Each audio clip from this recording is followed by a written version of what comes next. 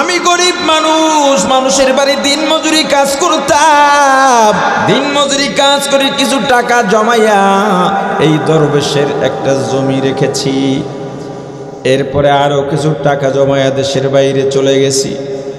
যাওয়ার আগে দরবেশের কাছে আমার জমির দায়িত্ব দিয়ে গেছি, কারণ আমার ছেলে মেয়ে ছোট ছোট, ওরা তো দেখাশোনা করতে পারবে না। আমার স্ত্রী মহিলা মানুষ, সেও তো দেখাশোনা করতে পারবে না। আমার এলাকার সবচেয়ে বড় দরবেশ, চিন্তা করেছি সে তো কখনো খেয়ানত করতে পারবে না, তার দায়িত্বে দিয়ে গেলাম। আল্লাহ, লোকটা তাহাজ্জুদ বাদ দেয় না, ফজরের নামাজের পর তেলাওয়াত করে, জিকির করে, ইশরাক পড়ে, শাস্তের নামাজও পড়ে, তাহাজ্জুদ মিস নাই। রমজানে বাইতুল্লাহ নববীতে ইতিকাফ করে। ওগো আল্লাহ, একদিন নামাজ পড়ে, জিকির করে, তেলাওয়াত করে, ইশরাক করে, নাস্তা করে, গরু নিয়া, হাল নিয়া জমিনের মধ্যে গেছে। আমি যেই জমিনটা রাখলাম, পাশের জমিনটা চইতেছে, চাষ করতেছে লাঙল দিয়া। ডানে বামে তাকায় দেখে কেউ নাই। হঠাৎ করে এমনি ঘুরাইয়া আমার জমিনে এক হাত ঢুকাইয়া লইল। এরপরে এই যে ঘুরাইয়া এক হাত নিচে, এই সমান করে ওই মাথা থেকে এই মাথা এক হাত জমি নিয়ে নিল। দেশে এসে দেখি অবস্থা বেতার। জমি মাপ দিয়ে দেখি আমার জমি কম। বললাম আপনার থেকে জমি নিলাম, কম কেন? কোনোটাই কাজ হলো না। মেম্বারের কাছে গেলাম, চেয়ারম্যানের কাছে গেলাম, এমপির কাছে গেলাম, শেষ পর্যন্ত দেখি হের নামে বিএস হয়ে গেছে। আমি আর জায়গা পাই নাই। আল্লাহ ওই জায়গাটা আমি পাও না। হাত সাক্ষী দেবে আল্লাহ ওই সত্য বলছে, চোখ সাক্ষী দেবে আল্লাহ আমি চোখ দিয়ে দেখছি, পা বলবে আল্লাহ আমার দিয়ে হাঁটাইছে এই জমিনের মধ্যে, সব কিছু সাক্ষী দেবে। আল্লাহ বলবেন ওর জমি দে। কই জায়গায় জমি পামু, কই জায়গায় তো জমির লেনদেন চলে না, নেকি বদির লেনদেন চলে। দে নেক দিতে থাক, সওয়াব দিতে থাক। কত সওয়াব দেবো? জীবনে তাহাজ্জুদ যা পরশু দিয়ে দে, এতেও শেষ হয় না। একেবারে ইশরাক দে, তেলাওয়াত দে। দ্বিতীয় অভিযোগ, বোনে ডাক দিয়া বলবে আল্লাহ আমরা দুই ভাই বোন, আমি ছোট, আমার বাবা এই জোয়ারি খোলায় 2% গ্রামের মধ্যে 2% জমিনের উপরে ছোট্ট একটা ছাপড়া ঘর দিয়া বসবাস করতেন। আর কচুয়া শহরের মধ্যে 4% জমি ছিল। ওয়াজ করলো, বোন তুই আমার ছোট বোন, আদরের বোন, তোকে আমি ঠকাবো না। আমার বাবা তোরে বড় আদর করতেন। এই যে গ্রামের 2% বাপের বাড়ি, বাপের ভিটা, এই জায়গায় আমি দাবি করলে করতে পারতাম, করব না। এত নিষ্ঠুর আমি না, এটা আমি তোরে দিয়ে দিলাম। আর ওই কচুয়া শহর, ধুলা বালু শয়তান যা আছে সব ওই শহরের মধ্যে। বোন ও জায়গায় গিয়ে কি করবি?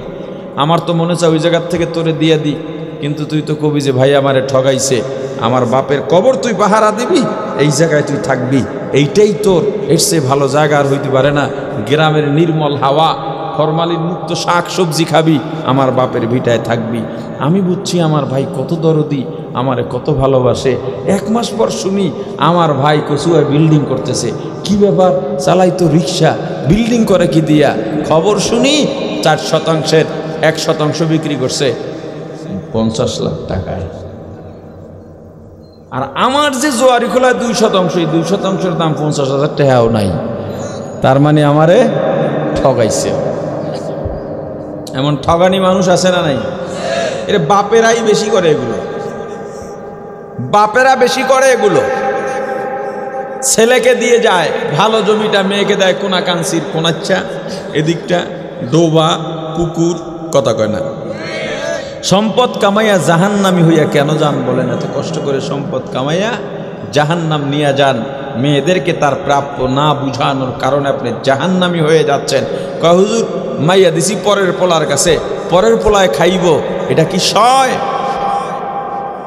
নিজের পোলারে দিলা, এটা নিজের থাকবে শেষ পর্যন্ত। একবারে হিসাব করছো? কিয়ামতের ময়দানে তো পোলায় তোমার জিগাইব না, তাহলে আপনার পর হইল কোত্থেকে? ভাইয়েরা তো বোনের জমি মারেই অনেক বাপেরাও মেয়েকে ঠকাইয়া যায়, আছে না নেই? আর আপনাদের অঞ্চলে তো মোটামুটি মেয়ে বেচা বিক্রি চলে। কচুয়ায় তো আগে আসা যাওয়া করছি ছাত্র জমানে। যৌতুক আপনাদের ঘরে ঘরে ছিল, এখন আছে কিনা জানি না। আইসা দোয়া চায়, ছেলে দোয়া চায়, হুজুর দোয়া করেন বিদেশ যামু, বিয়া করতেছি। বিদেশ যাইবে দোয়া চাইলে আবার কয় বিয়া করতেছি। দুইটার সাথে যোগসূত্র কি? মানে ভিসার টাকা কিছু বাকি আছে, এর লেগে বিয়াটা করতেছে। এটা শ্বশুর বাড়ির থেকে নেবে। এমন বেয়াকুব না খান্দা নাই, হ্যাঁ, নিজেকে বিক্রি করে দেয়। আর আপনারা মেয়ের বাবা যারা, সমস্যাটা তো আপনারাই করেন। পরিস্থিতিটা এমন হয়ে গেছে, একটা ছোট্ট গল্প বলি উদাহরণ হিসেবে। ঢাকার আশেপাশের এক থানার ওসি সাহেব আমার সাথে একটা গল্প বললেন। ভালো ঘুষটুস খান না, ওনারও দাবি বা যতটুকু দেখছি। উনি বললেন, হুজুর অমুক থানায় আসছিলাম। আচ্ছা বলি, ফতুল্লা থানায়, নারায়ণগঞ্জের, অনেক আগের কথা। আমি এখানে আসছি, এক মুরব্বী আসছেন আমার এখানে যোগদানের 1 মাস কি 1.5 মাসের মাথায় এক মুরব্বী আসছেন কিছু ফাইল নিয়ে, এখানে আমার সুপারিশ লাগবে। তিনি আসার পরে বলতেছেন, স্যার আগে বহু চেষ্টা করছি, হয় নাই, আমার এই স্বাক্ষরটা আপনার লাগবে, আপনি একটু আমাকে এই কাজটা উদ্ধার করে দেন। তা আমি বললাম, ঠিক আছে, আমার তো একটু যাচাই দরকার, 1 সপ্তাহ পরে আইসেন, আমি স্বাক্ষর করে দিব না। মুরব্বী খুব খুশি হইলেন। এখন পকেট থেকে টাকা বের করছে দেওয়ার জন্য। আমি বললাম, আমি ঘুষ টুস খাই না। না স্যার, রাখতেই হবে। না রে, রাখবো না, আপনার কাজ হয়ে যাবে। বেচারা চলে যাচ্ছেন, ওই দরজায় গিয়ে আবার ফিরে আইসা 500 টাকা জোর করে আমার এখানে রেখে গেছে। আমার জিজ্ঞেস করলো, আপনি কি বুঝছেন কেন রাখছে? আমি বলছি না। কয়, ওই লোকের চিন্তা হলো আমি টাকা না রাখলে মনে হয় কাজটা করব না। কথা কয় না? পরিস্থিতি তো এইটাই, পরিবেশ কি এটা হয় নাই? আসামি ধরছে আপনার ভাই বা আপনার ছেলে বা আপনার আত্মীয় স্বজন, কয় আছে গাড়ি এখনো, পুলিশের গাড়ি এখানে এখনো আছে, কয় তাড়াতাড়ি যা, ছাড়াইয়া রাখ। তা যায় কি, পকেট খালি লইয়া না কিছু লইয়া? কারণ জানে এটা না দিলে হবে না। ঠিক তদ্রুপভাবে মেয়ের মা বাবা চিন্তা করে, মেয়ের সাথে যদি কিছু না দিই মনে হয় মেয়েটার ছেড়ে দিব।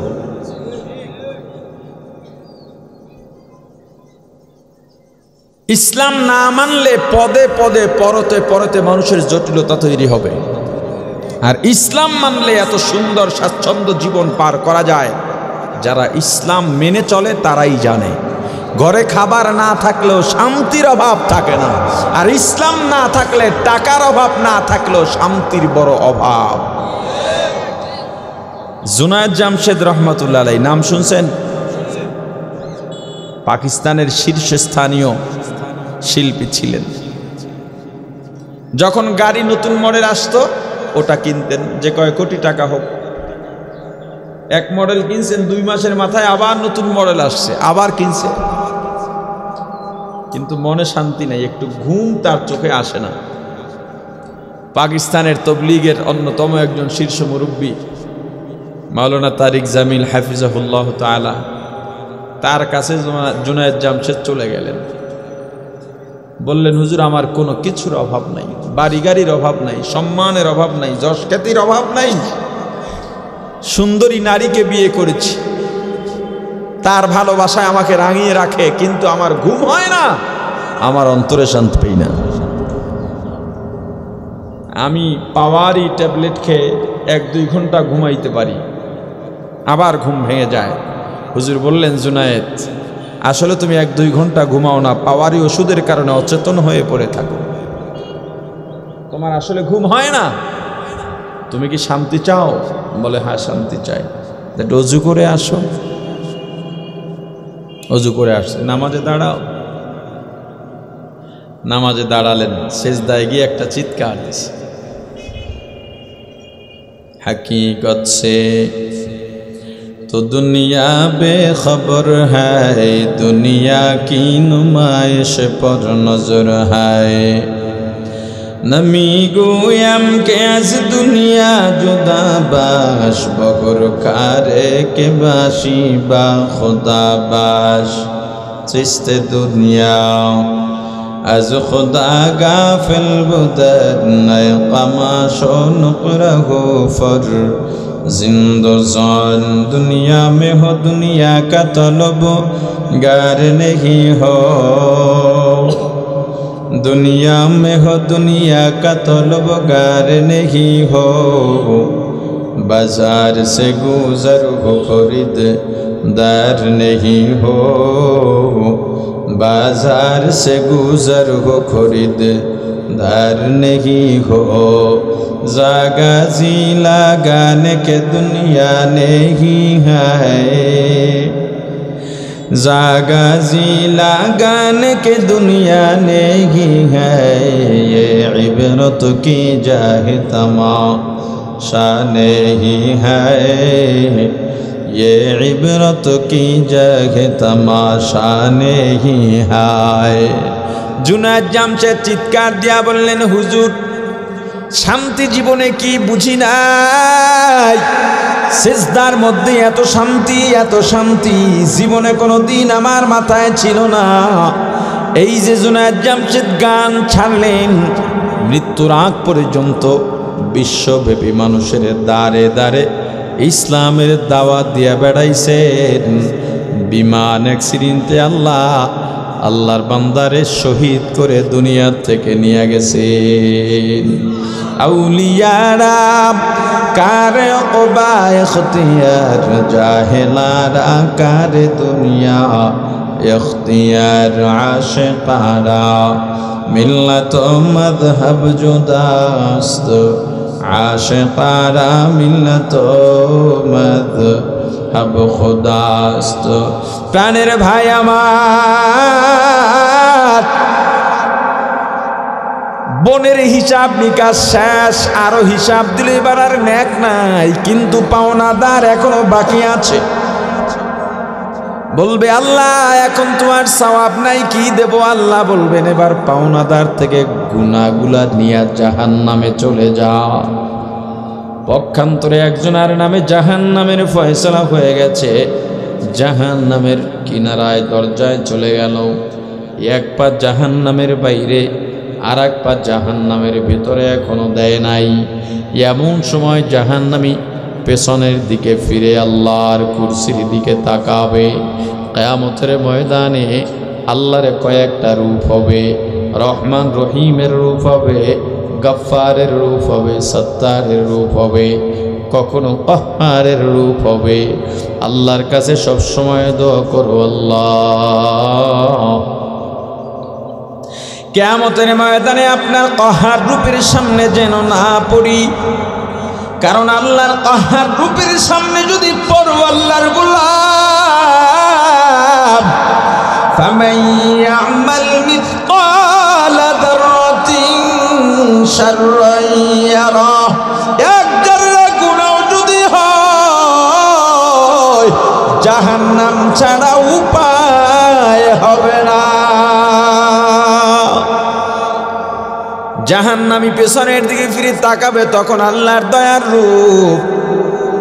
আগেই বলেছি আল্লাহ চাঁদ, বারবার বাহানা খুঁজবেন আল্লাহ বান্দাকে কিভাবে মাফ করা যায়। আল্লাহ বান্দাকে ডাক দিবেন, তুই আমার দিকে কেন ফিরে তাকাস, এদিকে আয়। জাহান্নামীকে সামনে দাঁড় করায় ডাক দিবেন, কেন বারবার তাকাস। জাহান্নামী ডেকে বলবে, আল্লাহ একটা মাত্র নেকের অভাবে জাহান্নামে যাইতেছি। আল্লাহ বলবেন, বান্দা একটা মাত্র নেকের অভাবে জাহান্নামে যাবি তা তো হতে পারে না। দেখ জীবনে কোনো আমল আছে কিনা যার মাধ্যমে একটা নেকের অভাব পূরণ হয়। বলবে, আল্লাহ বহু তালাশ করছি, আমার জীবনে আর কোনো নেক নাই। আল্লাহ বলবেন, বাবার কাছে যা। গেছিলাম তো বাবা আমাকে চেনে না, তাহলে মায়ের কাছে যা। যেই মা জীবন বাজি রেখে তোকে লালন পালন করেছে, যেই মা না খেয়ে তোকে খাওয়াইছে, অসুস্থ হইলে সারা রাত মা ঘুমান নাই, সেবা করতে করতে নির্ঘুম রাত্রটা কাটিয়ে দিছেন, ওই মায়ের কাছে যা। বান্দা ডাক দেয়া বলবে, আল্লাহ মায়ের কাছে গেছিলাম, সেও চেনে না। তাহলে বিবির কাছে যা, যেই বিবির জন্য সারাটা জীবন কত পরিশ্রম করছ, যেই বিবির সঙ্গে একই বিছানায় সারা জীবন কাটাইছ, যেই বিবির জন্যে মা বাবার সংসারটাও আলাদা করছ, ওই বিবির কাছে যা। বান্দা ডাক দেয়া বলবে, আল্লাহ বিবি তো আরো কয়েক ডিগ্রি উপরের মন্তব্য করেছে, আমাকে তো চেনে না, চিনেই না। সে বলে তার নাকি বিয়াই হয় নাই। তাহলে সন্তানের কাছে যাব, যেই সন্তানের জন্য মাথার ঘাম পায়ে ফেলে কত পরিশ্রম করছো আমার বান্দা। ঈদের সময় নিজে পুরান জামা গায়ে দিছো, সেরা জুতা সেলাই করে পরছো, কিন্তু সন্তানের জন্য নতুন জামা বানাইছো, নতুন জুতা কিনছো। সন্তানের কাছে যা, বান্দা ডাক দেয়া বলবে, আল্লাহ সন্তানকে এক নজর দেখছিলাম, সন্তান আমাকে দেখেই যে দৌড় শুরু করলো, সন্তানের পেছনে বহু দৌড়াইলাম, সন্তানকে নাগালে পাইলাম না। আল্লাহ বলবেন, তাহলে দুনিয়ায় যেই দল করেছো, যেই নেতার জন্য ওলামায়ে কেরামকে গালি দিয়েছ, যেই নেতার জন্য ইমামের চাকরি খাইয়া দিছ, যেই নেতার জন্যে নিজের মা বাবাকেও ত্যাগ করছ, এলাকার প্রতিবেশী ভাইয়ের উপরে লাঠি উঠাইয়া মাথা ফাটাইছ, ওই নেতার কাছে যা, বলবে আল্লাহ ওইটারও খুঁজছিলাম, খুঁজতে খুঁজতে দেখি ওইটা আমার আগেই জাহান্নামের মধ্যখানে পইরা রইছে। তাহলে তোর একটা নেকি কোনোভাবে পাবি না। আচ্ছা দেখতো, রাস্তা দিয়ে হাঁটার পথে মাঝে একটু কাদা প্যাক, একটা কদম ওই কাদার মধ্যে দেওয়া লাগে, মানুষের জুতা খোলা লাগে, কষ্ট হয়। তুই রাস্তার পাশে একটা ইটা পাইছো অথবা কাঠের টুকরা, এইটা ওখানে দিয়া দিছো। বাড়ি থেকেও ইট কাঠ আনা লাগে নাই, ওই দেওয়ার কারণে মানুষ ওই ইটের উপরে পা রাইখে শুকনায় যাইতে পারে। আমি এত ভালো লোক আছিলাম না, এই কাম করি নাই। তাহলে রাস্তায় কাটা বিছানো ছিল, এগুলো ফলায় দিছে, কয় না এই কামও করি নাই। তাহলে দেখ, বৃষ্টিতে ভিজে কোনো বিড়াল বা কুকুরের বাচ্চা তোর দরজার সামনে আসছে, ওরে মশাইয়া শুকাইয়া গরম তা দিয়া খাওয়াইয়া সুস্থ করে ছেড়ে দিছ, কয় না এটাও নাই। আচ্ছা তাহলে দেখ, শেষ সবক দেখ, মসজিদের ইমাম, মাদ্রাসার ছাত্র, শিক্ষক, হুজুর, আলেম, মুরব্বী, দিনদার, নেককার, পরহেজগারকে দেখে মুচকি হাসি দিয়ে একটা সালাম দিছ, এটাও ইবাদত। ইমাম সাহেব বাইর হইছে, মাতবর সব দেখছে, দেখেন দাঁড়াই রয়েছে, কি করে দেখে হুজুরে সালাম দেয় কিনা। হুজুর হাইটা যাইতেছে, হুজুর অন্য মনস্ক অথবা তসবি পড়তেছে, খেয়াল করে নাই। 5 কদম, এই হুজুর, এই ইমাম সাহেব খারান খারান, সালাম দিলেন না যে? ইমাম সাহেবের বলা উচিত তুমি দিলা না যে?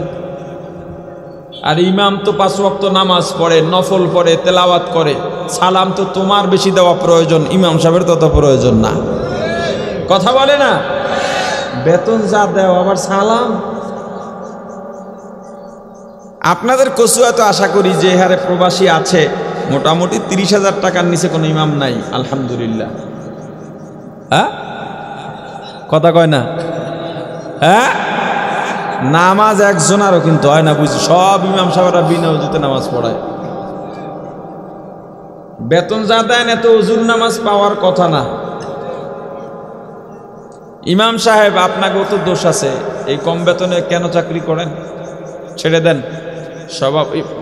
মুয়াজ্জিন হবে, মানে আজান দেবে সেক্রেটারি, ইমামতি করবে সভাপতি, আপনারা সবাই ছাইরা দেন, ইমামতি ছাইরা দেন। আরে রিক্সা চালাইলেও এখন মাসে 30,000 টাকা কামাই করা যায়। কথা বলে না? হুজুরের বেতন বাড়ান, কয় হুজুর গো টাকায় বরকত আছে। তাহলে আপনার বেতনটা হুজুরে দেন, হুজুরের বেতনটা মাসের সামনে নিয়ে যান, বরকত যেহেতু আছে। কথা কয় না? ইমাম সাহেব গিয়া বলে, সভাপতি সাহেব বেতন বাড়াইয়া দেন, কয় পারা যাইব না আপনার। কয় কত দিন মাসে? দেন তো মোটে 5,000, তাও 3 মাস বাকি। কার মেয়ে বরকত আছে?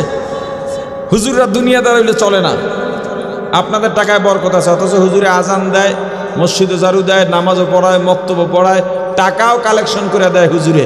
সভাপতি, সেক্রেটারি আর কেশিয়ারের ভাব মনে হয় যেন নিজের বাপের সম্পদ থেকে হুজুরের বেতন দিতেছে। মানুষের টাকা দিয়া হুজুরের বেতন দেবা, তোমার ঘরের খরচ লাগে, হুজুরের ঘরের লাগে না। কথা কয় না? কি ঠিক লাগে কি না? সভাপতি কয়, হুজুর আমার ছেলে মাস্টার ডিগ্রি শেষ করছে, দোয়া করবেন, চাকরির অ্যাপ্লাই করছে, চাকরিটা যেন হয়ে যায়। ইমাম সাহেব, খতিব সাহেব জুমার মেম্বরে বসে বলে নামাজের পরে বসবেন, স্পেশাল দোয়া আছে। সভাপতির ছেলে চাকরির ইন্টারভিউ দিতে গেছে, চাকরির জন্য দোয়া করব। মিষ্টিও আছে, সিন্নিও আছে, জিলাপিও আছে, সব বসে গেছে। এবার ইমাম সাহেব দোয়া করতেছে, আল্লাহ সভাপতির ছেলেকে আমার মতো উচ্চ বেতনের একটা চাকরির ব্যবস্থা করে দেন। সভাপতি হাত নামাইয়া বইয়া রয়েছে। মোনাজাত শেষ, কয় হুজুর আপনার চাকরি নেই। কয় কেন? কয় কি দোয়া করলেন? এটা কোনো দোয়া হইল? আপনার মতো বেতন 5,000 টাকা দিয়ে চলে, আপনি জানেন কত টাকা খরচ করে লেখাপড়া করেছে। কয় বরকত আছে না কইলেন, এতেই না চলে। আমার বেতন যদি আপনার ছেলের না চলে তাহলে আমার চলে কিভাবে? প্রত্যেক মসজিদে হুজুরদের বেতন আপনারা বাড়িয়ে দেবেন, না হয় হুজুরের ইমামতি ছেড়ে দেন। আপনার ছেলে মেয়ের আইসক্রিম খেতে মনে চায়, হুজুরের ছেলে মেয়ের মনে চায় না? কথা বলে না? কি পাইছেন? এই হুজুরের উসিলায় ফরজ নামাজগুলো আপনার শুদ্ধ হচ্ছে। হুজুর সারা একক তো নামাজ পড়লি, যে নামাজের কি অবস্থা তা তো দেখাই যায়। হুজুরের বেতন বাড়ে না, সবার বেতন বাড়ে। মাসে 3 দিন ছুটি দিতে হবে হুজুরকে, কমপক্ষে 3 দিন ছুটি দিতে হবে। আপনি ডেলি বোর্ড ধরে ঘুমাইবেন, হুজুরের মাসে 2বার 3বার মন চায় না ঘুমাইতে? আরে কথা বলে না? নাইলে হুজুরা সবাই বিনা অজুতে নামাজ পড়াবেন, আপনি পরে অজু করে আলাদা পড়ে নেবেন। বেতন যতক্ষণে না বাড়বে ততক্ষণ বিনা অজুতে চলবে।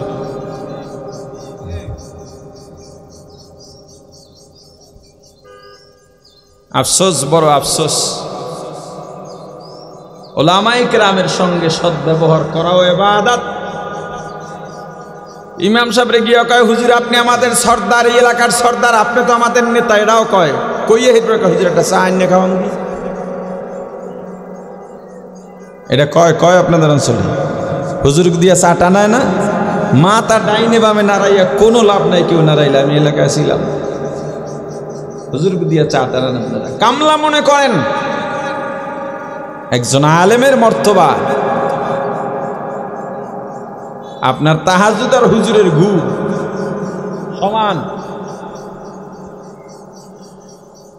কোন আলেমকে, কোন দিনদার ব্যক্তিকে মুস্কি হাসি দিয়া সালাম দিছো কিনা বলে না, এমন আমল আমার নাই। আল্লাহ শেষ পর্যন্ত ডাক দিয়া বলবেন, বান্দা তোর নাম কি? বান্দা ডাক দিয়া বলবে, আমার নাম আব্দুর রহমান, আব্দুর রহিম, আব্দুল গফফার, আব্দুল সত্তার। আমার নাম আব্দুল্লাহ, আব্দুল হক, আব্দুল খালেক, আব্দুল কুদ্দুস, আব্দুল জব্বার। আমার নাম ঈসা, আমার নাম মুসা, আমার নাম ইব্রাহিম, আমার নাম আইয়ুব, আমার নাম ইয়াকুব, আমার নাম শুআইব, আমার নাম ইউনুস, আমার নাম ইউসুফ, আমার নাম আহমদ, আমার নাম মুহাম্মদ, আমার নাম আবু বকর, আমার নাম ওমর, আমার নাম উসমান, আমার নাম আলী। আল্লাহ ডাক দেয়া বলবেন, বান্দা আমার নামে নাম, আমার নবীদের নামে নাম, আমার হাবিবের নামে নাম, আমার প্রিয় বান্দা আবু বকর ওমরের নামে নাম। যা বান্দা যা, এই উসিলায় আমি আল্লাহ তোকে জান্নাতের বাসিন্দা বানিয়ে দিলাম। ইয়াউমা ইয়াফিরুল মারউ মিন আখিহি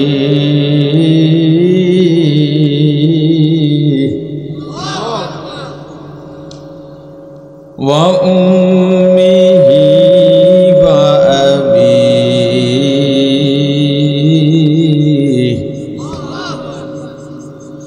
ওয়া সাহিবাতিহি ওয়া বানিহি।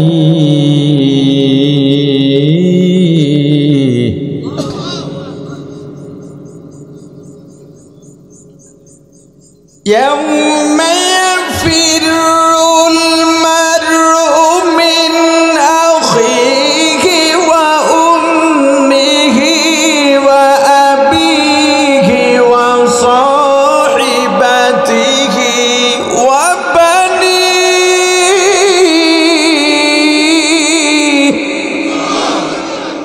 কিয়ামতের ময়দানে মা সন্তান সন্তান যদি মা বাবাকে দেখে, মা বাবা সন্তানকে দেখে, ভাই ভাইকে, ভাই বোনকে, বোন ভাইকে, স্ত্রী স্বামীকে, স্বামী স্ত্রীকে, বন্ধু বন্ধুকে দেখলেই ইয়াফিরু, পালাবে। কেউ কাউকে পরিচয় দেবে না। যাদের জন্য কামাই করলেন, বোকা মানুষ, এই দুনিয়ার মানুষ কত বোকা। আচ্ছা বলেন তো, বৃষ্টি বর্ষান কে? হ্যাঁ, সন্দেহ আছে? এটা বলতে এত কষ্ট কেন? নির্বাচনের সময় বাজার কাপড় উল্লে নৌকার ধান কুইয়া চিল্লান, শরম তো পান না তখন? যারা আওয়ামী লীগ করেন বলেন তো, একবার নৌকা বললে কয়টা সওয়াব হয়? কথা কয় না। একবার ধানের শীষ বললে কয়টা সওয়াব হয়?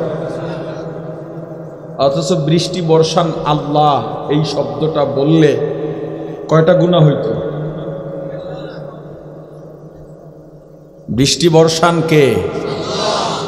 ফসল উঠান কে? আলো দিলেন কে? বাতাস দিলেন কে? আসমান ও জমিনের মাঝের জায়গাটা আল্লাহ অক্সিজেন দিয়ে ভরে রেখেছেন। রক্ত সঞ্চালন করান কে? নিঃশ্বাস জারি রাখেন কে? সব দিলেন আল্লাহ। তুমি ঘোরো কার পেছনে? যার পেছনে ঘোরো সে তো তোমাকে কিছুই দেয়নি। তার জন্য জীবনকে ক্ষয় করে চলছ। বারবার বুঝাইলেও বোঝো না। তুমি কি দেখো না তোমার বাবা মারা গিয়েছে, দাদা মারা গিয়েছেন, তোমার বাবার রেখে যাওয়া সম্পত্তি তুমি ভোগ করছো, তোমার বাবার ভিটায় তুমি রাত্রি যাপন করছো। কই তোমার বাবার সম্পত্তি তোমার বাবার নামে কয় টাকা দান করছো? তাহলে তুমি যে সম্পদ রেখে যাবে, তোমার সন্তান ও তোমার ব্যাপারে এই টাকা খরচ করবে না? তাহলে তুমি তো বোকা। নিজের জন্য করো, নিজের জন্য করো। মানুষ অনেক সময় বলে করে আজীবন তো নিজের জন্য কাজ করলি, এবার চল আল্লাহর কাজে যাই, নামাজে যাই, বলে না? কথাটা ভুল। তুমি যেটা নিজের জন্য বলছো, এই যে ভুট্টা লাগাইছো, এটা নিজের জন্য নয়, পরের জন্যে। আর মসজিদে যে যাইবা বলতেছো আল্লাহর জন্য, এত ঠেকা আল্লাহ তোমার কাছে? মসজিদে যে যাচ্ছ এটা নিজের জন্যে। যা করো নিজের জন্য করো।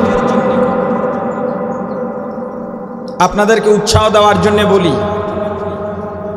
আমি আমার স্ত্রী সন্তানকে ওসিয়ত করেছি এবং প্রতি সপ্তাহে 1-2 বার করে স্মরণ করিয়ে দিই। কুয়াকাটায় তাদের জন্য একটা বাড়ি করেছি, বলে দিয়েছি এটাই তোমাদের। এর বাইরে আমার 1000 কোটি টাকা থাকলেও লোভ করা যাবে না। কেন? ওগুলো আমি সঙ্গে নিয়ে যাব। বলে হুজুররাই তো বলে দুনিয়া সাথে নেওয়া যায় না। কেমনে নেবেন? কায়দা জানা থাকলে অনেক কিছু করা যায়। কথা বলে না? ট্রেনের টিকিট নাই, বুক হয়ে গেছে, কায়দা জানা থাকলে 10টাও নেওয়া যায়। কথা বলে না? যা করো নিজের জন্য করো। কার জন্য জীবন যৌবন শেষ করছো? এই যে দুনিয়ার সম্পর্ক, এটাও আপনার আমার পরিচয় নয়। আমার বাবার পরিচয় দিয়ে আমি চলি, আমার সন্তান আমার পরিচয় দিয়ে চলবে, অমুক ইবনে অমুক। আমার বাবা আমার দাদার পরিচয় চলেছেন, এটা স্রেফ দুনিয়ার পরিচয়। পরকালে এই পরিচয় কাজে লাগবে না। হযরত ইব্রাহিম আলাইহিস সালাতু ওয়াস সালাম কিয়ামতের ময়দানে দেখবেন তার বাবা মুমূর্ষু অবস্থায়, রক্তাক্ত অবস্থায়, অসহায় অবস্থায় পড়ে আছে। আফসোস করে অভিমান করে বলবেন, আপনাকে আমি দুনিয়াতে বারবার বলেছিলাম আপনি শিরিক কইরেন না, মূর্তি পূজা কইরেন না, তাওহীদে বিশ্বাসী হন, আমার রিসালাত মেনে নেন, আল্লাহকে মেনে নেন। আপনি আমার কথা শুনেন নাই, মানেন নাই। পয়গম্বরের বাবা ডেকে বলবে, আজকে তুমি যা বলবা তা মানব। পয়গম্বর ইব্রাহিম আলাইহিস সালাতু ওয়াস সালাম আল্লাহর কাছে গিয়ে বলবেন, আল্লাহ, আমার কাছে আপনার ওয়াদা ছিল, আমাকে প্রতিশ্রুতি দিয়েছিলেন, আমাকে আপনি অপমানিত করবেন না, লাঞ্ছিত করবেন না। আল্লাহ, আমার বাবা যদি জাহান্নামে যায় আমি অপমানিত হব, লাঞ্ছিত হব। আল্লাহ ডেকে বলবেন, পয়গম্বর, আমি আল্লাহ কাফের মুশরিককে জান্নাত দেব না। এরপরে বলা হবে, পয়গম্বর আপনি নিচের দিকে তাকান অথবা পায়ের বৃদ্ধাঙ্গুলির দিকে তাকান। পয়গম্বর তাকিয়ে দেখবে তার বাবাকে রক্তাক্ত অবস্থায় জাহান্নামের ফেরেশতারা জাহান্নামের শিকল হাতে পায়ে লাগিয়ে টেনে হিসড়ে জাহান্নামের দিকে নিয়ে যাচ্ছে। প্রাণের ভাই আমার, এই দুনিয়ার সম্পদ, সম্মান, টাকা পয়সা, যশ, খ্যাতি, পদ, পদবী, নেতা নেত্রী, ক্ষমতা, দুনিয়ার যত যা পরিচয় আছে, কিয়ামতের ময়দানে কোনো কাজে লাগবে না। কিয়ামতের ময়দানে কি কাজে লাগবে দেখেন আল্লাহ কি বলেন, ইয়াউমা লা ইয়ানফাউ মালুন ওয়ালা বানুন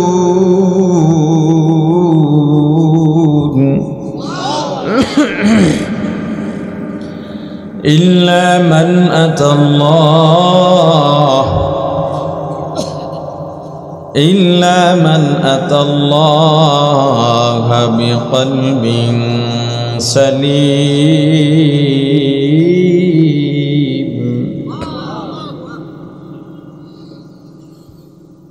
يوم لا ينفع مال ولا بنون إلا من أتى الله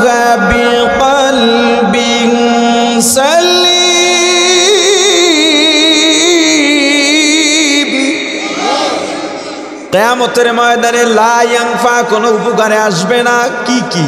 মালুন, হে মালদারেরা ভালো করে শুনে নাও, মাল কামানির ধান্দায় যারা ঘোরো তারাও শোনো, সম্পদের পাহাড় যারা করছো তারাও শোনো।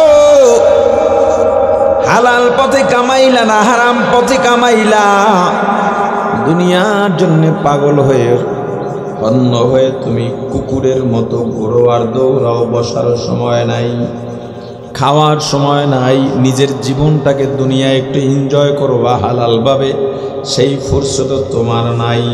নামাজে যাওয়ার সময় পাও না, সামনে রমজান মাস, রমজান এমন একটা ইবাদতের মাস, তুমি নামাজ পড়বার নামাজের পূর্ব শর্ত আগে তাকওয়া অর্জন করো। তাকওয়া নিয়া নামাজ না পড়লে নামাজ হবে না, তাকওয়া নিয়া জিকির করো, জিকির কবুল হবে। তেলাওয়াত করবা তো তাকওয়া নিয়া তেলাওয়াত করো। কিন্তু রমজান এমন একটা ইবাদতের মাস, রমজান মাসে ইবাদত করলে তাকওয়া অর্জন হয়ে যায়। কে বলছেন? কথা বলেন না রে ভাই। তাকওয়া কিভাবে অর্জন করবেন? দিনে হোটেল রেস্তোরাঁ খোলা রাইখা, হ্যাঁ, এই যে চা দোকান গ্রামের মধ্যে পর্দা আগেই তো রেডি মনে হয়।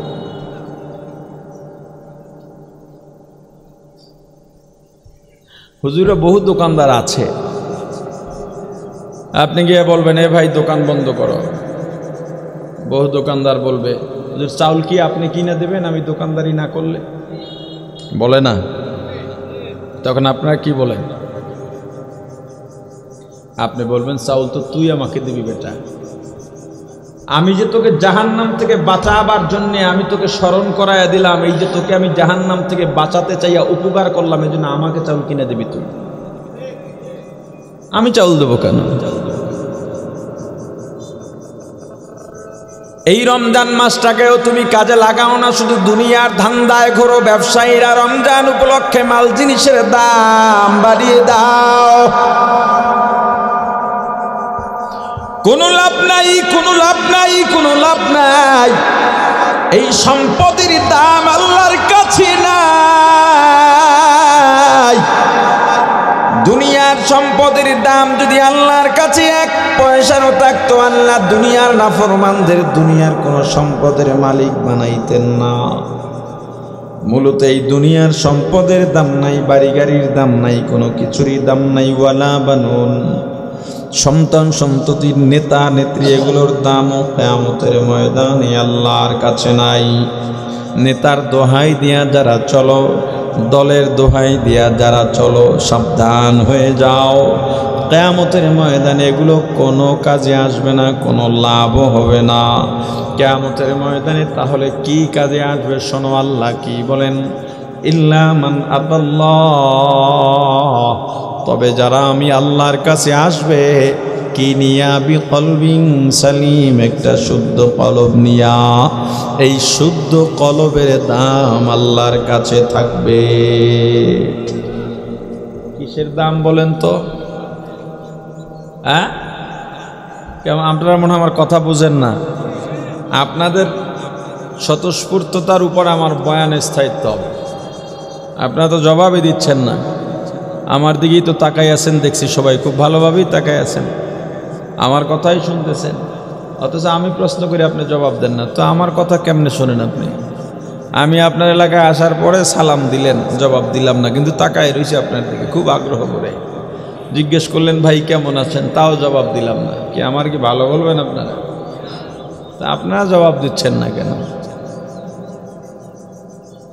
জবাব দেওয়া আপনার দায়িত্ব, আমার দায়িত্ব বয়ান করা। আমি তো আমারটা করতেছি, আপনার তো বলে দিতে হয় না হুজুর ওয়াজ করেন। আপনার জবাব আপনি দেবেন, আমি আর দ্বিতীয়বার বলবো না। এরপরে যদি দেখি যে আপনারা চুপচাপ বসে আছেন, এক দুইজনে জবাব দেয়, আমি বয়ান অল্পতে গাট্টি গুট্টি গুছিয়ে চলে যাবো ইনশাআল্লাহ।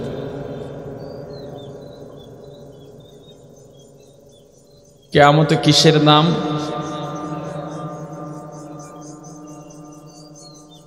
কিসের দাম? কেমন কলব? কেমন কলব? পরিশুদ্ধ। পরিশুদ্ধ কাকে বলে? পরিশুদ্ধ বলে শুদ্ধ আর পরিশুদ্ধ।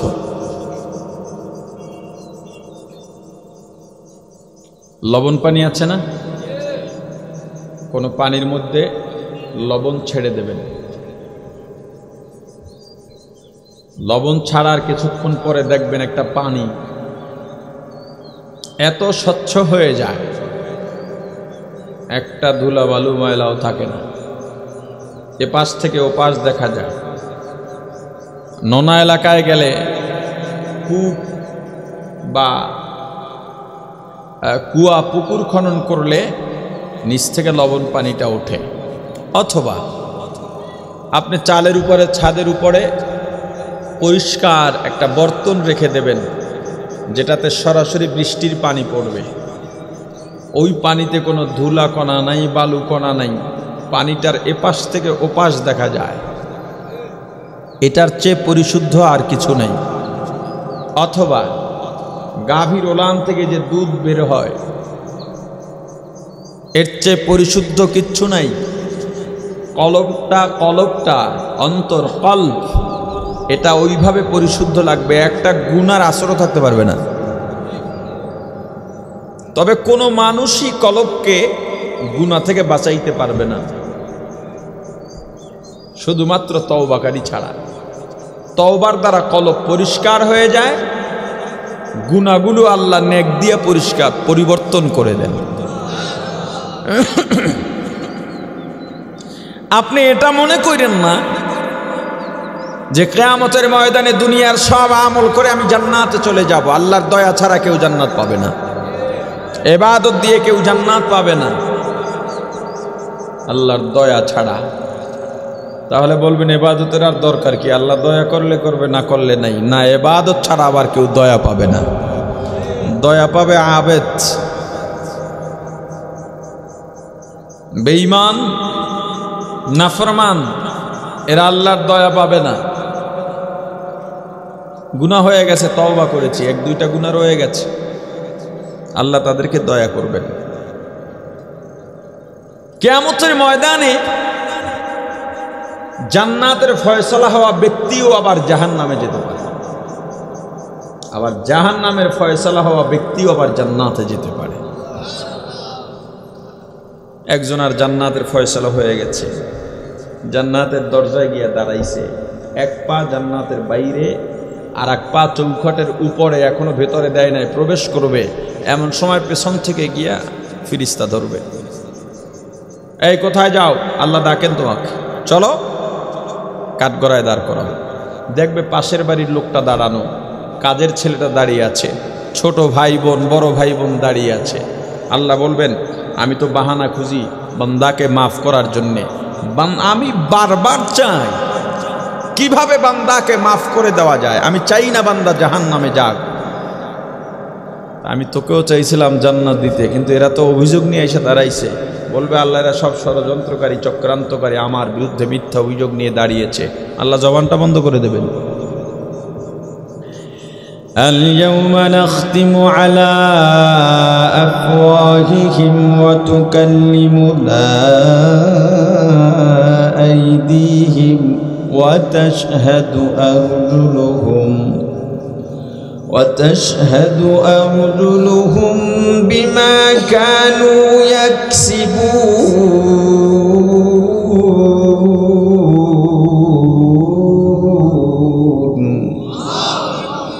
আল্লাহ জবানটা বন্ধ করে দেবেন, হাত কথা বলবে, পা কথা বলবে, সাক্ষ্য দিতে থাকবে, অঙ্গ প্রত্যঙ্গ সাক্ষ্য দিবে। পালাবার জায়গা আছে, মিথ্যা বলারও সুযোগ নাই। প্রতিবেশী অভিযোগ করবে, আল্লাহ আমি গরিব মানুষ, মানুষের বাড়ি দিন মজুরি কাজ করতাম, দিন মজুরি কাজ করে কিছু টাকা জমাইয়া এই দরবেশের একটা জমি রেখেছি, এরপরে আরো কিছু টাকা জমাইয়া দেশের বাইরে চলে গেছি। যাওয়ার আগে এই দরবেশের কাছে আমার জমির দায়িত্ব দিয়ে গেছি, কারণ আমার ছেলে মেয়ে ছোট ছোট, ওরা তো দেখাশোনা করতে পারবে না। আমার স্ত্রী মহিলা মানুষ, সেও তো দেখাশোনা করতে পারবে না। আমার এলাকার সবচেয়ে বড় দরবেশ, চিন্তা করেছি সে তো কখনো খেয়ানত করতে পারবে না, তার দায়িত্বে দিয়ে গেলাম। আল্লাহ লোকটা তাহাজ্জুদ বাদ দেয় না, ফজরের নামাজের পর তেলাওয়াত করে, জিকির করে, ইশরাক পড়ে, শাস্তের নামাজও পড়ে, তাহাজ্জুদ মিস নাই। রমজানে বাইতুল্লাহ নববীতে ইতিকাফ করে। ওগো আল্লাহ, একদিন নামাজ পড়ে, জিকির করে, তেলাওয়াত করে, ইশরাক করে, নাস্তা করে, গরু নিয়া হাল নিয়া জমিনের মধ্যে গেছে। আমি যেই জমিনটা রাখলাম, পাশের জমিনটা চইতেছে, চাষ করতেছে লাঙল দিয়া, ডানে বামে তাকায় দেখে কেউ নাই। হঠাৎ করে এমনি ঘুরাইয়া আমার জমিনে এক হাত ঢুকাইয়া লইয়া লইছে। এমন বুজুর্গ কচু হয় নাই, এটা বুজুর্গ না বুজুর্গু।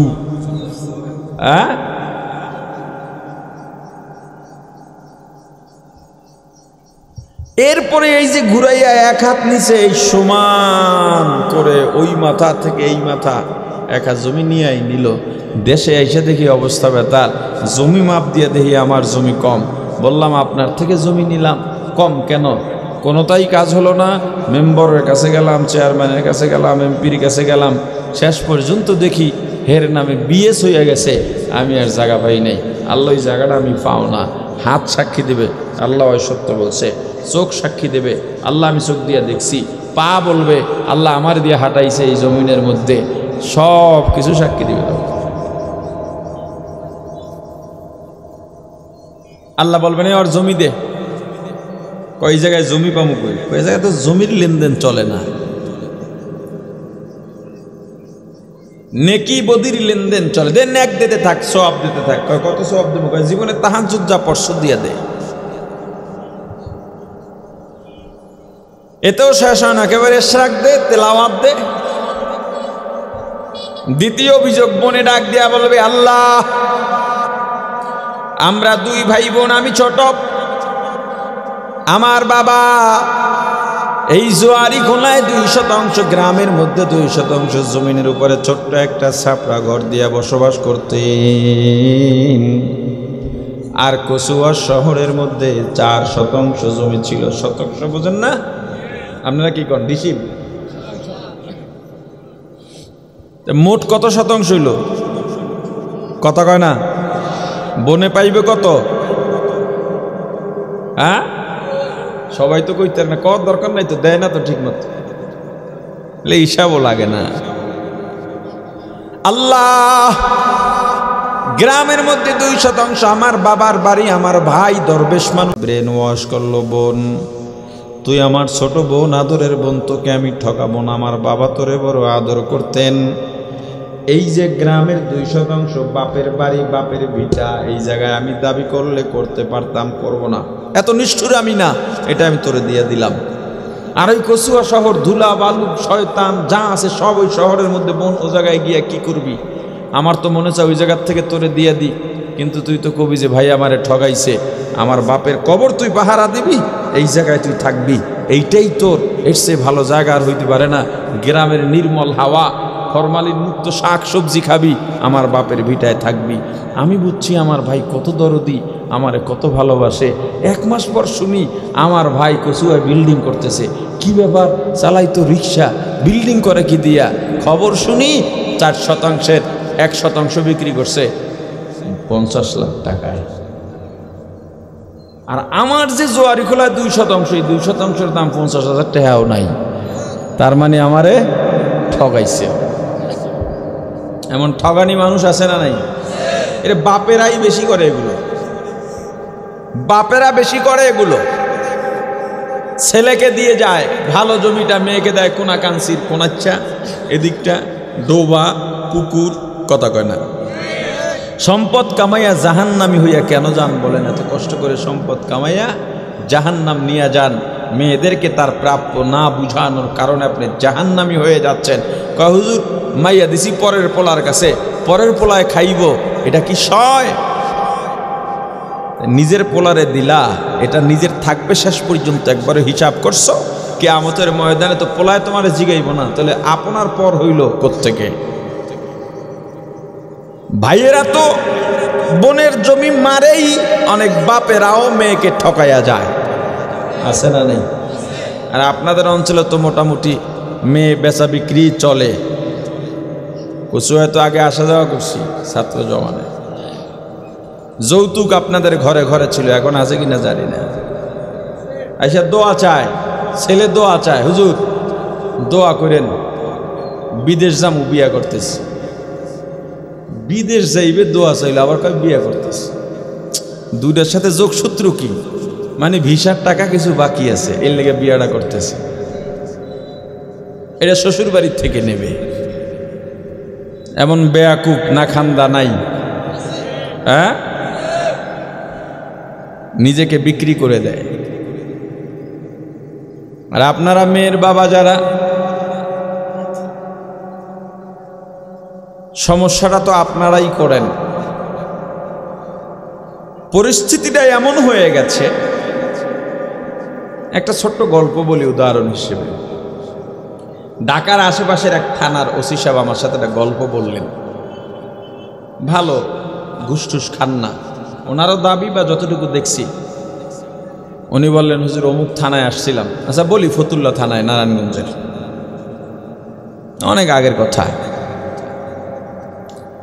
আমি এখানে আসছি, এক মুরব্বী আসছেন আমার এখানে যোগদানের 1 মাস কি 1.5 মাসের মাথায় এক মুরব্বী আসছেন কিছু ফাইল নিয়ে, এখানে আমার সুপারিশ লাগবে। তিনি আসার পরে বলতেছেন, স্যার আগে বহু চেষ্টা করছি, হয় নাই, আমার এই স্বাক্ষরটা আপনার লাগবে, আপনি একটু আমাকে এই কাজটা উদ্ধার করে দেন। তা আমি বললাম, ঠিক আছে, আমার তো একটু যাচাই দরকার, 1 সপ্তাহ পরে আইসেন, আমি স্বাক্ষর করে দিব মনে। মুরব্বী খুব খুশি হইলেন। এখন পকেট থেকে টাকা বের করছে দেওয়ার জন্য। আমি বললাম, আমি ঘুষ টুস খাই না। না স্যার, রাখতেই হবে। না রে, রাখবো না, আপনার কাজ হয়ে যাবে। বেচারা চলে যাচ্ছেন, ওই দরজায় গিয়ে আবার ফিরে আইসা 500 টাকা জোর করে আমার এখানে রেখে গেছে। আমার জিজ্ঞেস করলো, আপনি কি বুঝছেন কেন রাখছে? আমি বলছি না। কয়, ওই লোকের চিন্তা হলো আমি টাকা না রাখলে মনে হয় কাজটা করব না। কথা কয় না? পরিস্থিতি তো এইটাই, পরিবেশ কি এটা হয় নাই? আসামি ধরছে আপনার ভাই বা আপনার ছেলে বা আপনার আত্মীয় স্বজন, কয় আছে গাড়ি এখনো, পুলিশের গাড়ি এখানে এখনো আছে। কয় তাড়াতাড়ি যা ছাড়াইয়া রাখ। তা যায় কি পকেট খালি লইয়া না কিছু লইয়া? কারণ জানে এটা না দিলে হবে না। ঠিক তদ্রুপভাবে মেয়ের মা বাবা চিন্তা করে মেয়ের সাথে যদি কিছু না দিই মনে হয় মেয়েটার ছেড়ে দিব।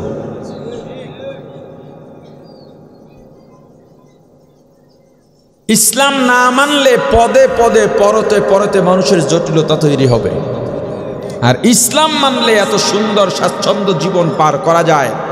যারা ইসলাম মেনে চলে তারাই জানে ঘরে খাবার না থাকলেও শান্তির অভাব থাকে না। আর ইসলাম না থাকলে টাকার অভাব না থাকলেও শান্তির বড় অভাব। জুনায়েদ জামশেদ রহমতুল্লাহ আলাইহি নাম শুনছেন? পাকিস্তানের শীর্ষস্থানীয় শিল্পী ছিলেন। যখন গাড়ি নতুন মডেল আসতো ওটা কিনতেন, যে কয় কোটি টাকা হোক। এক মডেল কিনছেন, 2 মাসের মাথায় আবার নতুন মডেল আসছে, আবার কিনছে। কিন্তু মনে শান্তি নাই, একটু ঘুম তার চোখে আসে না। পাকিস্তানের তবলিগের অন্যতম একজন শীর্ষ মুরব্বী মাওলানা তারিক জামিল হাফিজাহুল্লাহ তাআলা, তার কাছে জুনায়েদ জামশেদ চলে গেলেন। বললেন, হুজুর আমার কোনো কিছুর অভাব নাই, বাড়ি গাড়ির অভাব নাই, সম্মানের অভাব নাই, যশ খ্যাতির অভাব নাই। সুন্দরী নারীকে বিয়ে করেছি, তার ভালোবাসায় আমাকে রাঙিয়ে রাখে, কিন্তু আমার ঘুম হয় না, আমার অন্তরে শান্তি পাই না। আমি পাওয়ারি ট্যাবলেট খেয়ে 1-2 ঘন্টা ঘুমাইতে পারি, আবার ঘুম ভেঙে যায়। হুজুর বললেন, জুনায়েদ আসলে তুমি 1-2 ঘন্টা ঘুমাও না, পাওয়ারি ওষুধের কারণে অচেতন হয়ে পড়ে থাকো, তোমার আসলে ঘুম হয় না। তুমি কি শান্তি চাও? বলে হ্যাঁ শান্তি চাই। অজু করে আসো। অজু করে আসছে, নামাজে দাঁড়াও। নামাজে দাঁড়ালেন, সেজদায় গিয়ে একটা চিৎকার দিছে, हकीकत से तो दुनिया बेखबर है, दुनिया की नुमाइश पर नजर है। नमी गोयम के आज दुनिया जुदा बाश, बगर कारे के बाशी बा खुदा बाश। चिस्ते दुनिया از خدا غافل بودن، نئے قماشو نقرہ ہو فر زندگان۔ دنیا میں ہو دنیا کا طلب گار نہیں ہو، دنیا میں ہو دنیا کا طلب گار نہیں ہو۔ بازار سے گزر ہو خرید دار نہیں ہو، बाजार से गुजर हो खरीद दार नहीं हो। जागा जी लगाने के दुनिया नहीं है, जागा जी लगाने के दुनिया नहीं है। ये इबरत की जाहे तमाशा नहीं है, ये इबरत की जगह तमाशा नहीं है।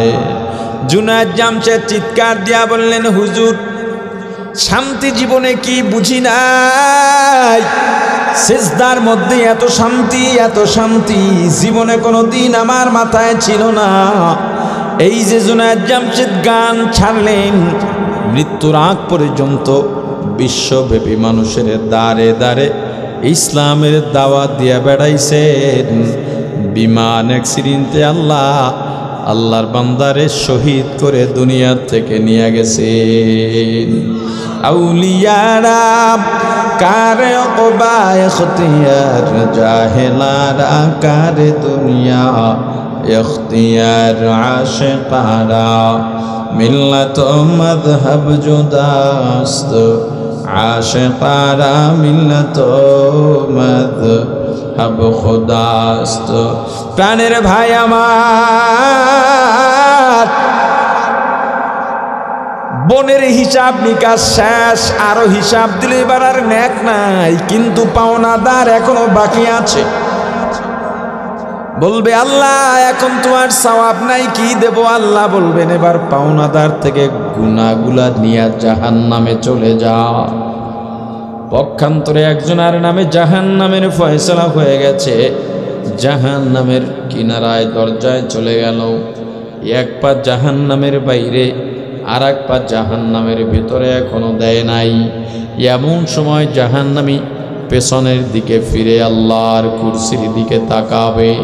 কিয়ামতের ময়দানে আল্লাহর কয়েকটা রূপ হবে, রহমান রহিমের রূপ হবে, গফফারের রূপ হবে, সত্তারের রূপ হবে, কখনো কাহ্হারের রূপ হবে। আল্লাহর কাছে সব সময় দোয়া করো, আল্লাহ কিয়ামতের ময়দানে আপনার কাহ্হার রূপের সামনে যেন না পড়ি। কারণ আল্লাহর কাহ্হার রূপের সামনে যদি পড়ো আল্লাহর গোলাম, ফামান ইয়ামাল মিসকালা যাররাতিন শাররান ইয়ারা, এক যারা গুনাহ যদি হয় জাহান্নাম ছাড়া উপায় হবে না। জাহান্নামী পেছনের দিকে ফিরে তাকাবে, তখন আল্লাহর দয়ার রূপ। আগেই বলেছি আল্লাহ চাঁদ, বারবার বাহানা খুঁজবেন আল্লাহ বান্দাকে কিভাবে মাফ করা যায়। আল্লাহ বান্দাকে ডাক দিবেন, তুই আমার দিকে কেন ফিরে তাকাস, এদিকে আয়। জাহান্নামীকে সামনে দাঁড় করায় ডাক দিবেন, কেন বারবার তাকাস। জাহান্নামী ডেকে বলবে, আল্লাহ একটা মাত্র নেকের অভাবে জাহান্নামে যাইতেছি। আল্লাহ বলবেন, বান্দা একটা মাত্র নেকের অভাবে জাহান্নামে যাবি তা তো হতে পারে না। দেখ জীবনে কোনো আমল আছে কিনা যার মাধ্যমে একটা নেকের অভাব পূরণ হয়। বলবে, আল্লাহ বহু তালাশ করছি, আমার জীবনে আর কোনো নেক নাই। আল্লাহ বলবেন, বাবার কাছে যা। গেছিলাম তো বাবা আমাকে চেনে না, তাহলে মায়ের কাছে যা। যেই মা জীবন বাজি রেখে তোকে লালন পালন করেছে, যেই মা না খেয়ে তোকে খাওয়াইছে, অসুস্থ হইলে সারা রাত মা ঘুমান নাই, সেবা করতে করতে নির্ঘুম রাত্রটা কাটিয়ে দিছেন, ওই মায়ের কাছে যা। বান্দা ডাক দেয়া বলবে, আল্লাহ মায়ের কাছে গেছিলাম, সেও চেনে না।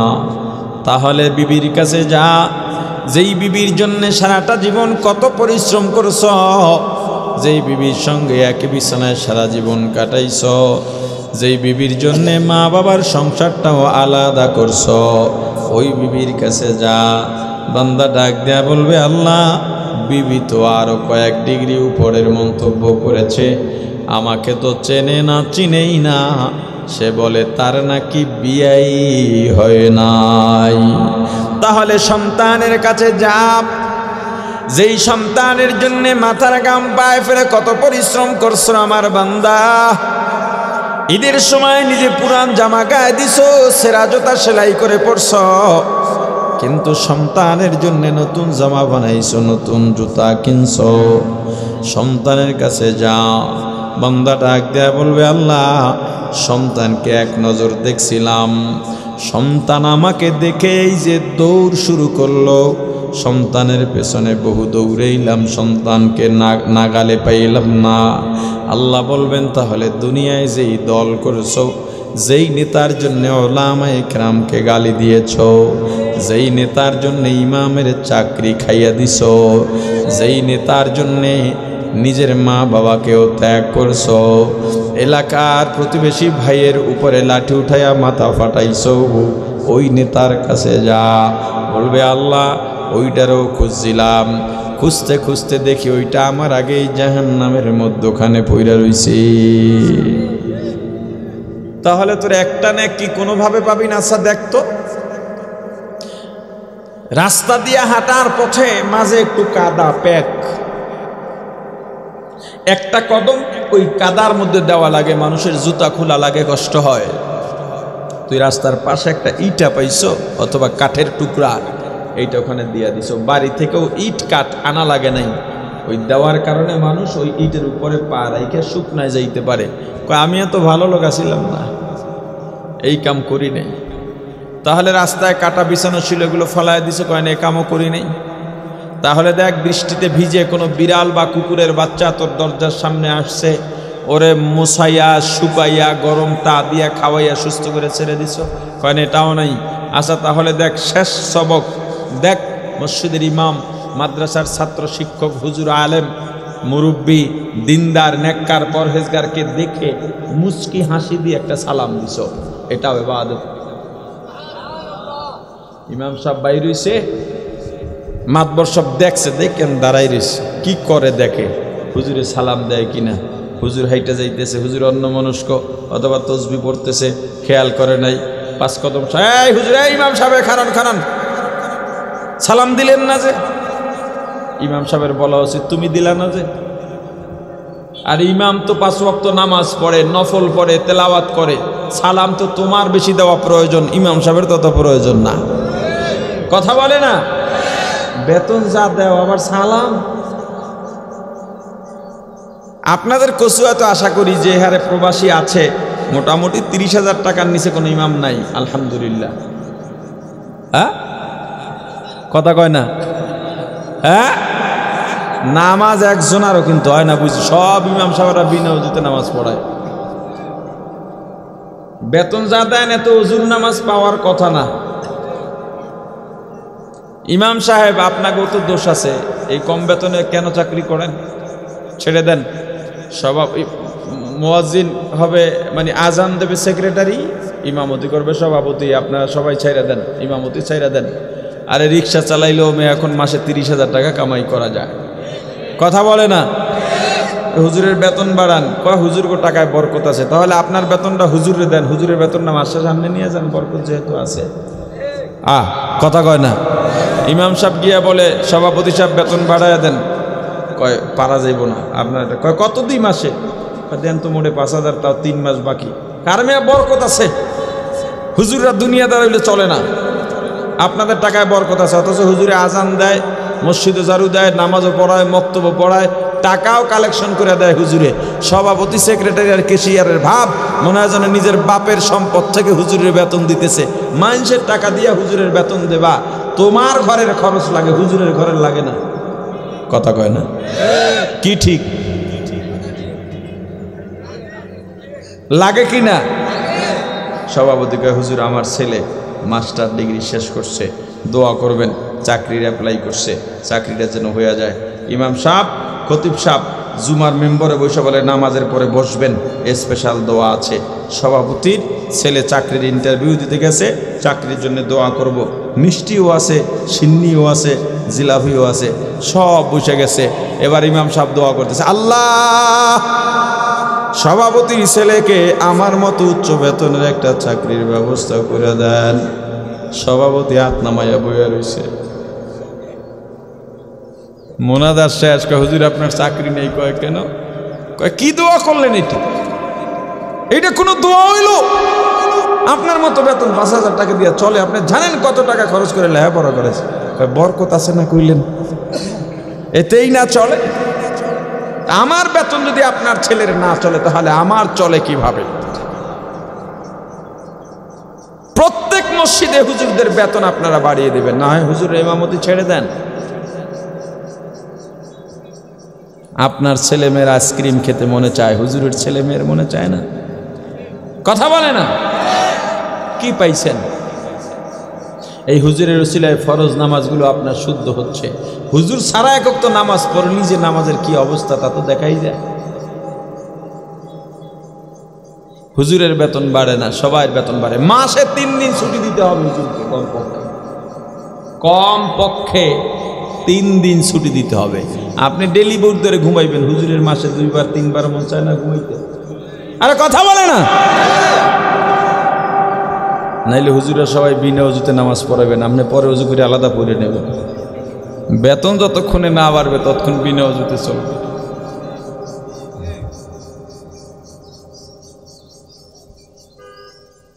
আফসোস, বড় আফসোস। ওলামায়ে কেরামের সঙ্গে সদ্ব্যবহার করাও ইবাদত।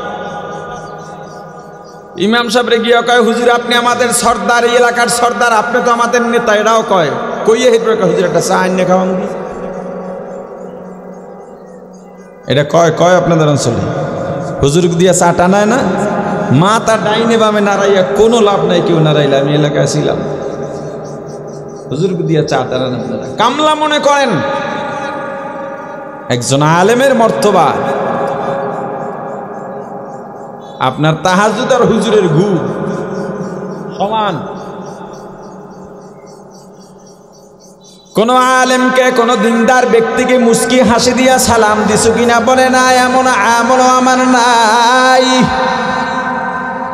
আল্লাহ শেষ পর্যন্ত ডাক দিয়া বলবেন, বান্দা তোর নাম কি? বান্দা ডাক দিয়া বলবে, আমার নাম আব্দুর রহমান, আব্দুর রহিম, আব্দুল গফফার, আব্দুল সত্তার। আমার নাম আব্দুল্লাহ, আব্দুল হক, আব্দুল খালেক, আব্দুল কুদ্দুস, আব্দুল জব্বার। আমার নাম ঈসা, আমার নাম মুসা, আমার নাম ইব্রাহিম, আমার নাম আইয়ুব, আমার নাম ইয়াকুব, আমার নাম শুআইব, আমার নাম ইউনুস, আমার নাম ইউসুফ, আমার নাম আহমদ, আমার নাম মুহাম্মদ, আমার নাম আবু বকর, আমার নাম ওমর, আমার নাম উসমান, আমার নাম আলী। আল্লাহ ডাক দেয়া বলবেন, বান্দা আমার নামে নাম, আমার নবীদের নামে নাম, আমার হাবিবের নামে নাম, আমার প্রিয় বান্দা আবু বকর ওমরের নামে নাম। যা বান্দা যা, এই উসিলায় আমি আল্লাহ তোকে জান্নাতের বাসিন্দা বানিয়ে দিলাম। কি ভাবছেন আমার ভাই? এজন্য কলবটাকে সবসময় আপনি প্রস্তুত রাখেন, গুনাহ মুক্ত রাখেন, কারণ পরিশুদ্ধ কলব ছাড়া কিয়ামতের ময়দানে আর কোনো দাম নাই। কলবকে পরিশুদ্ধ করার জন্য টাকা লাগে না, পয়সা লাগে না, পদ পদবি লাগে না, ক্ষমতা লাগে না, অট্টালিকা লাগে না। তুমি যখন মেয়ের জন্য ছেলে দেখতে যাও, নাকটা দেখো কেমন, কপালটা দেখো কেমন, চোখ দুইটা ভালো কিনা, দেখতে সুন্দর কিনা, উঁচা লম্বা কিনা। কিন্তু আল্লাহ বান্দার চোখ দেখেন না, কান দেখেন না, চেহারা দেখেন না, চোখ দেখেন না, আল্লাহ দেখেন বান্দার অন্তর। যার কলব যত শুদ্ধ, আল্লাহর কাছে সে তত প্রিয়। এই পৃথিবীর সবচেয়ে অসুন্দর মানুষটার নাম বেলাল। এত কালো, এত কালো, এত কালো। মানুষ যত কালো হোক না কেন, হাতের তালু সাদা। কিন্তু হযরত বেলাল রাদিয়াল্লাহু তাআলা আনহু এত কালো, এত কালো, হযরত বেলালের হাতের তালু পর্যন্ত কালো ছিল। নিজের নিচের ঠোঁট ভারী ছিল, ঝুলে পড়তো, দেখতে ভালো লাগতো না। এত ভারী নিচের ঠোঁট উঠাইয়া উপরে ঠোঁটের সঙ্গে মিলাইয়া কথা বলতে কষ্ট হতে, জন্য তোতলাইয়া কথা বলতেন। এরপর আমার রাসূল বলেন, আমি যখন মেরাজে গেলাম, আরশের পায়ার মধ্যে বেলালের হাঁটার আওয়াজ পাইছি। কাফেরদের লিডাররা নবীজির কাছে এসে প্রস্তাব দিল, মুহাম্মদ, আমরা আপনার সঙ্গে ধর্ম নিয়ে মুযাকারা করতে চাই। যদি আমাদের বুঝে আসে আমরা ইসলাম গ্রহণ করব। তবে বেলালের মতো গোলামরা যদি আমাদের বৈঠকে থাকে, আমাদের প্রেস্টিজে লাগে। আমার রাসূলও নিয়ত করেছেন, চিন্তা করেছেন, বেলালদের সরাইয়া ওদের সঙ্গে আলাদা কথা বলবেন। যদি দুই একটা কাফেরদের লিডার ইসলামে আসে, ইসলামের বড় উপকার হবে। আল্লাহ জানায় দিলেন, হাবিব আমার, সারা দুনিয়ার সব কাফেরদের লিডার যদি এক জায়গায় করা হয়, আমার বেলালের পায়ের ধুলার সমান হবে না। আল্লাহর কাছে প্রিয় হওয়ার জন্য সুন্দর হওয়া লাগে না। আল্লাহর কাছে প্রিয় হওয়ার জন্য টাকা পয়সা লাগে না, ধন সম্পদ লাগে না।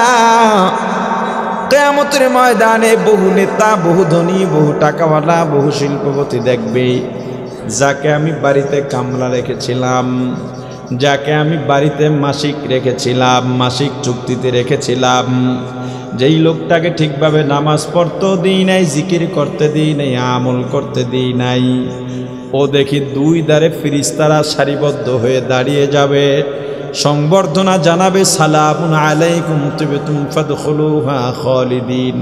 বাদশার মতো যাইতেছে, ডাক দিয়া বলবে, এই আব্দুর রহমান, এরা আমার চিনস না? আমি পুবপাড়ার অমুক নেতা, অমুক মাতবর। চিনি না, টাইপ নেই। এজন্য আমার রাসূল বলেছেন, আমি মেরাজে গিয়ে জান্নাতের গেটে গিয়ে দেখি গরিবদের সংখ্যা জান্নাতে বেশি, আর ধনীদেরকে আটকাইয়া দেওয়া হইতেছে। আল্লাহ রাসূল দোয়া করেছেন, আল্লাহ আমাকে গরিবদের সঙ্গে আপনি হাসর নাসর করাইয়েন। আল্লাহ আমাদের কলব শুদ্ধ করার তৌফিক দান করেন।